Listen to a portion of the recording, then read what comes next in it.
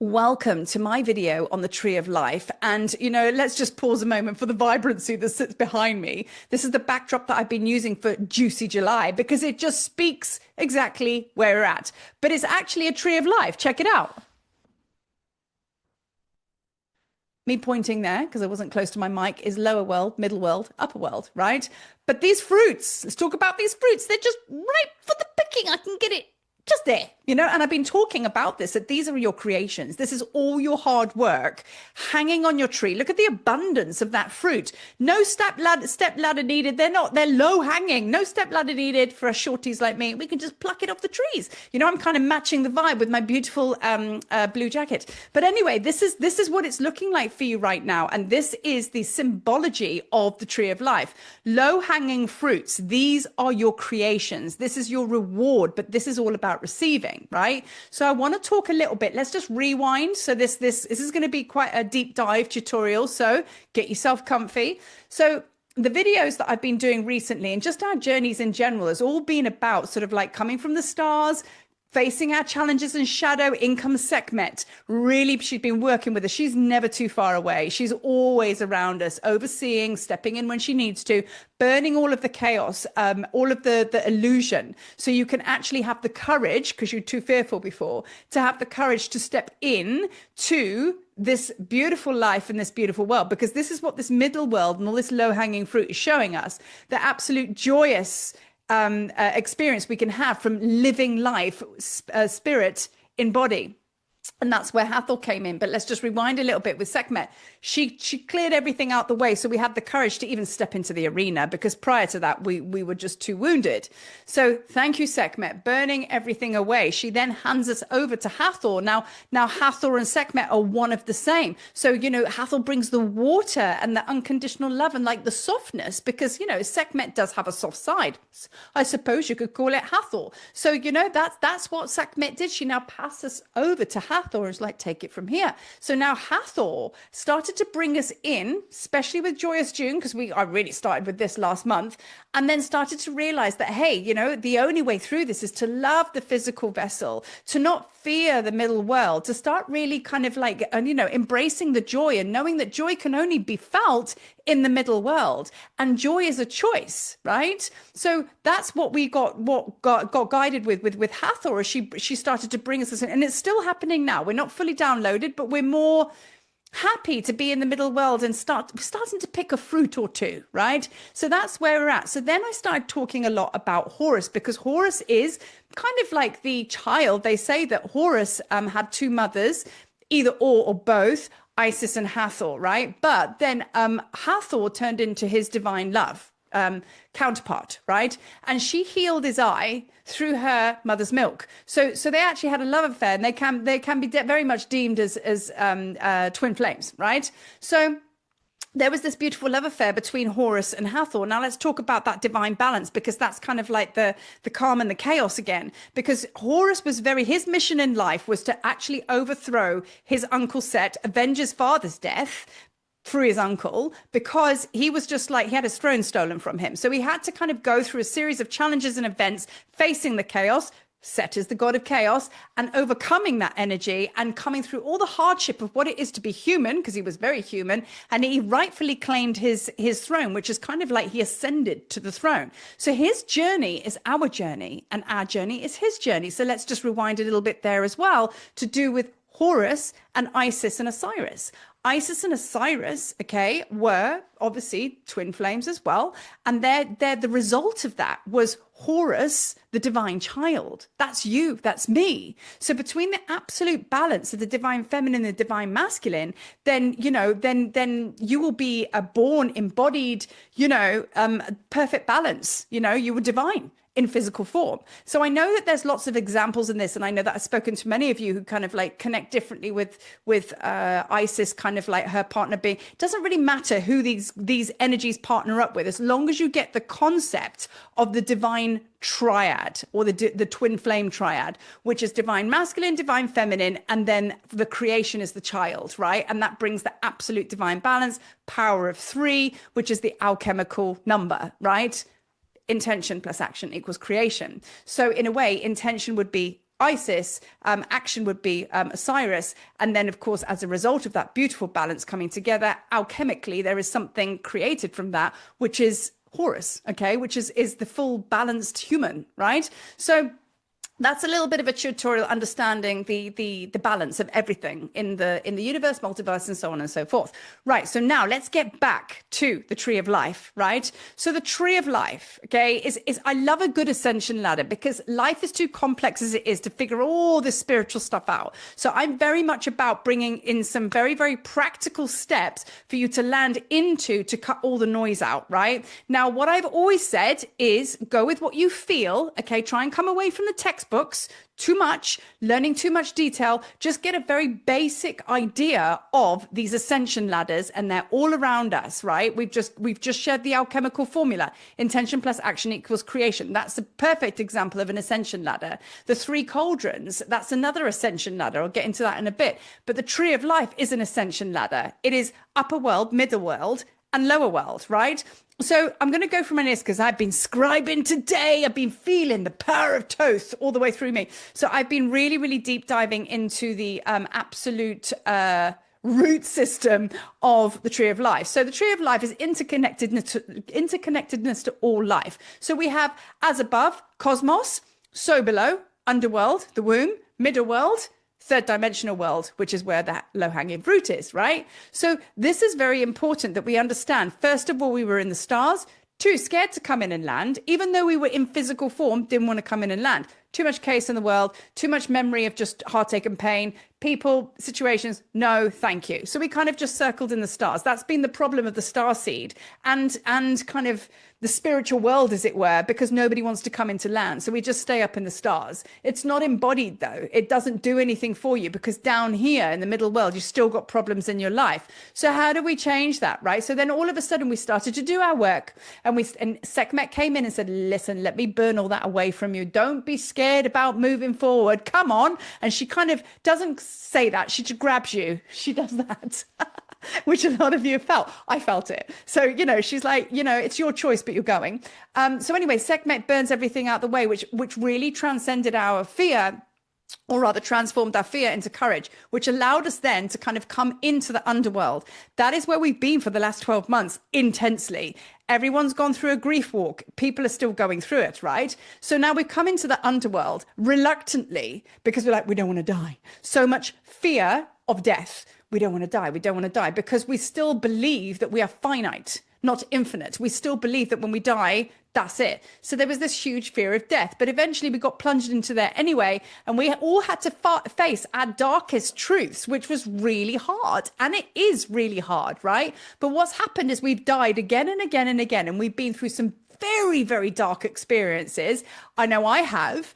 But I'm still sat here breathing. And I'm like, well, I didn't physically die, but I died a million spiritual deaths. And I've gone to that absolute pain. And I walked through that trial by fire. And I've realized that, well, I'm still here. What if that's as bad as it gets? Okay, I'm more accepting and more willing to go into underworld now. So what happens is we transcended all the shadow down there because that's where we find the shadow. And then we started to connect with the womb as a place of rest and respite and rejuvenation, which is exactly what it was always supposed to be. That's the roots. So of course, cosmos, that's the roots. So we go into the underworld, it's all a bit scary and gnarly. But is it though? Is it? It's where I live constantly because I just find it's really chill down there. So now sometimes I have to get myself out of the underworld and push myself up here. So it's a process. So now we don't fear the dark anymore. We're willing to go there.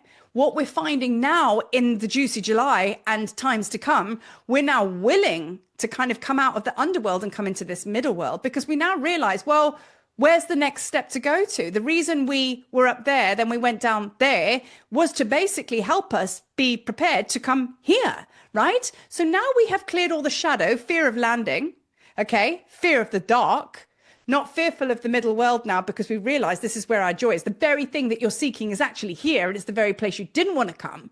So now we've completed that kind of ascension ladder. We're just going to do it again and again and again. You're going to go up to the stars, but you're actually going to go up there willingly to go and play and channel and all the rest of it and get ideas. And then you're going to be like, right, okay, well, I'm going to sit in the middle world and I'm going to eat a fruit because it's like kind of cool. But you know what I mean? The idea then has to percolate a little bit. Let me go and rest in the underworld. Let me go into the womb because, there has to be a gestation period for that, because we've got to move with the cycles of life, death, rebirth, and resurrection, right? So now we are moving between these realms freely without fear. Winner. So now we are on to unprecedented times, because now you've got rid of all of that junk, all of that shit. The tree of life is now your biggest and bestest friend. So let's talk about these fruits here. So these are all your creations. And I just want to say, in life, when people say, oh, don't miss that opportunity, it won't come round again, absolute bullshit, because it will, and it does. Because the way I see life, okay, these are your fruits. There's no way that you want to action all of these ideas. This is your infinite possibilities. Pick whichever fruit you want. Pick the juiciest one. Because what will happen is the other fruits will drop into the earth, and they will go a little bit frot, as we say in Africa, and they'll ferment. And then what will happen is the earth, Gaia, will kind of absorb that fruit. She'll use it. She'll cultivate it. She'll take it into her soils, and then she'll feed it back up through your roots, and you'll suck it back up to be able to create again. And maybe you'll go, actually, this time I am going to take that fruit because it looks rather nice today.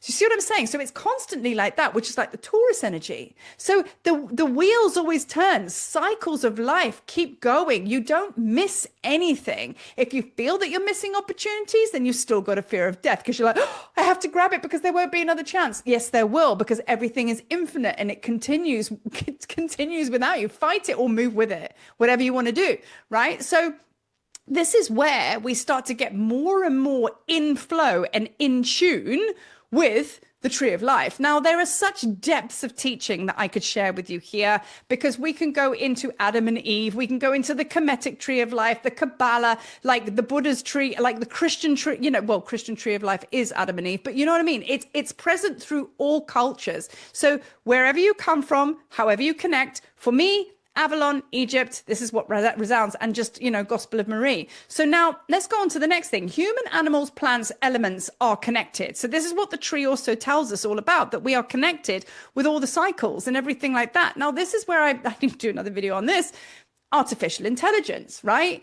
The only intelligence that you should be connecting in outside of you, right? Or connecting to outside of you is the cyclical natures, right? Meaning the trees, the fruit, the animals, the wind, the elements. Oh, listen to the wind. Follow the clouds. What are the clouds saying? Is there a message in there? That's what the Essenes did. That's what the Druids did. The bards, they celebrated the seasons. They listened. They were in tune with the cyclical nature. Even the Taoism, this is the same. So this artificial intelligence is here to support, not to be the guidance for you. And that's the difference. So divine intelligence, cyclical intelligence, meaning Gaia's intelligence, that's it and that's all. That needs to be embodied. Then the technology comes in to support that, which you already have, right? So now, ultimately, it's the web of life, okay? It's the web of life. That's what it is. We're part of one big moving thing, right? And that's wonderful and amazing. So let's move with it.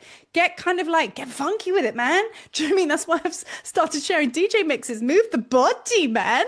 Do you know what I'm saying? And that's how we kind of really align with these energies, right? So let's go into the roots. The roots, subconscious, womb, underworld, shadow realm. And then we go to the trunk, which is / low-hanging fruits. So this is this middle world. That's your body. That's life. That's living, manifesting, third dimensional stuff. Do you know what I mean? Like experience joy. This is your fruits of creation, right? So we can only really get to where we're trying to get to here. So you have to be accepting of all the other layers and the challenges, because you're going to eventually arrive here, and then you're going to go again, because the night doesn't stay night. The day doesn't stay day. The trees don't keep their leaves all year round. Some do, some don't. But it's just like there's a cycle, and they just move with that. And there's death and rebirth and resurrection all the time. The sooner you can move with the seasons of life, the more effortless this is going to become for you. Knowing when to not push, knowing when to rest, go into the womb, right? So now your branches, these guys here, the ones that hold the fruits, okay? That's the cosmos. That's the celestial, that's the stars. So the branches reach up to the stars, roots firmly in the ground, and then your middle world here is your fruits. And that's a wonderful thing, right? So that also drives home the understanding of balance, right? You might find yourself, where are you? Where are you on this ascension lander? Where do you connect more, okay? I would say if you'd asked me 6 months ago, I would say I connect more with the underworld. I wasn't ready to come out. I've got a master's degree in hermitoids. And what I mean by hermitoids is basically I'm a massive hermit.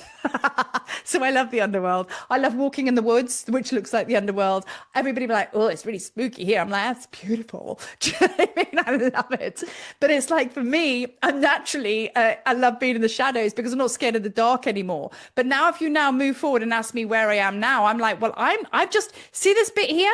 I'm just coming through the woods back there. And I've spotted my tree of life in the distance. And I've got really excited now because I'm like, oh, this is magic. You know what I mean? And there's my fruit and I'm going to go and pick it. So I've just entered into this world and I'm kind of liking it and I'm kind of loving it. And I'm not kind of, all the light bulbs are going on because I'm realizing, oh, okay. The only way you can get here though is through the love of the vessel. And that's why Hathor's around us, right? And of course, Horus, right? So then the ascension process is basically up, down, in, out, all around, right? So you might go up there, you might come into the middle world, you might go up there again, go into the underworld. There is no right or wrong. But I mean, really in the teachings when it comes to ascension, of course, they're going to say, suffered trauma here, okay, not doing the middle world, or staying up in the stars, not doing the middle world, but then you go straight into the underworld because eventually you do have to face your shadow. That's where the transformation happens. That's where Sekhmet would have taken you to. That's where she's not going to let go of you, okay, until it's completed. And then she's like, right, Hathor, I have another one for you. And she passes you over lovingly. And Hathor's like, right, let's go and drink wine and dance in the forest and drum and just celebrate and have festivals and just love ourselves. That's kind of like how it's rolling, right? So it's the death, rebirth and resurrection cycles, right? But the Jed, okay, now I'm bringing Osiris back in. The Jed is a Jed pillar. Now the Jed represents stability in the Egyptian understanding. So all over the hieroglyphs, you hand the Jed to the pharaoh. It's a gift of stability, okay?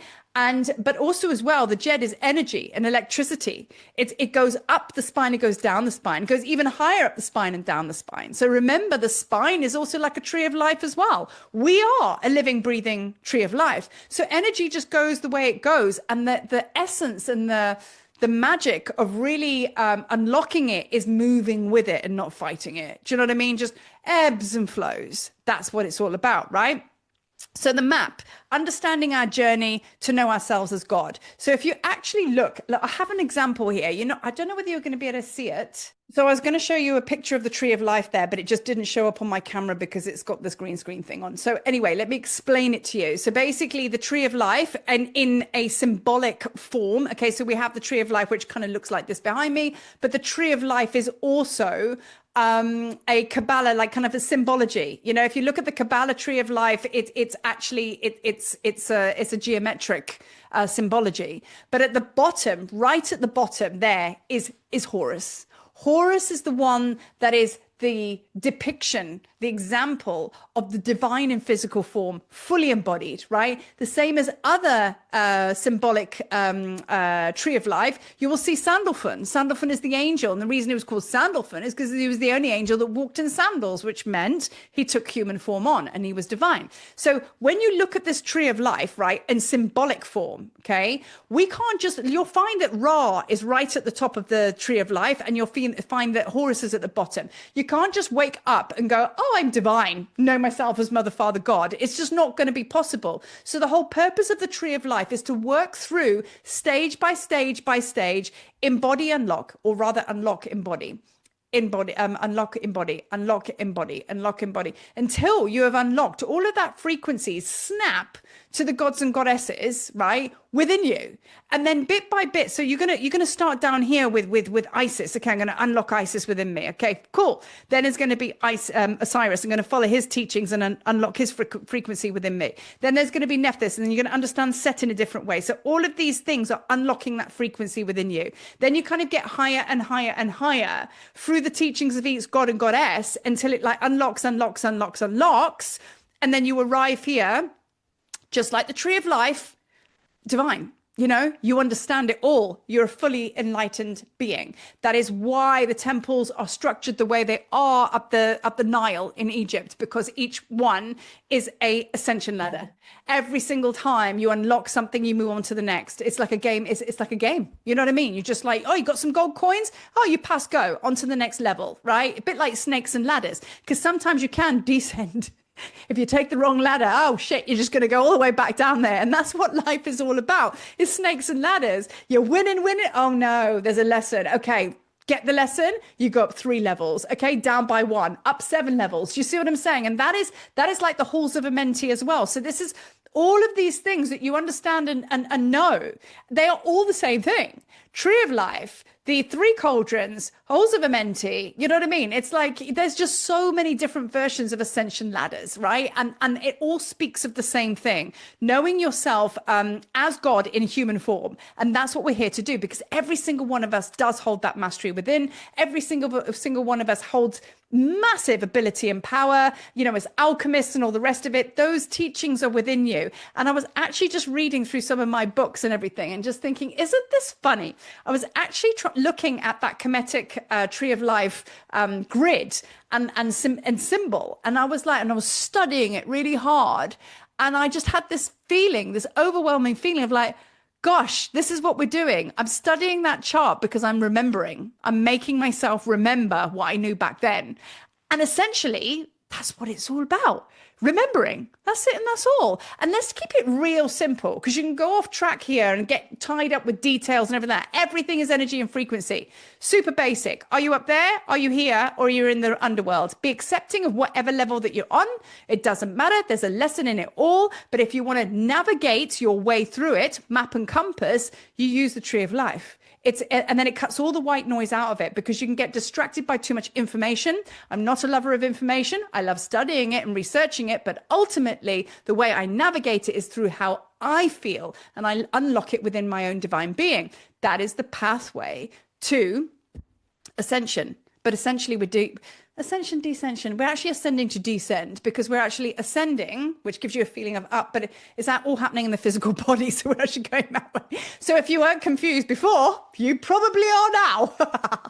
Anyway, this is my big deep dive, and I could go on a whole lot more, but I think this will give you the fruits and the juice to inspire you to kind of like understand your journey on a deeper level and understand that you are exactly on track. So thank you for watching, and I will see you on the next video. Peace.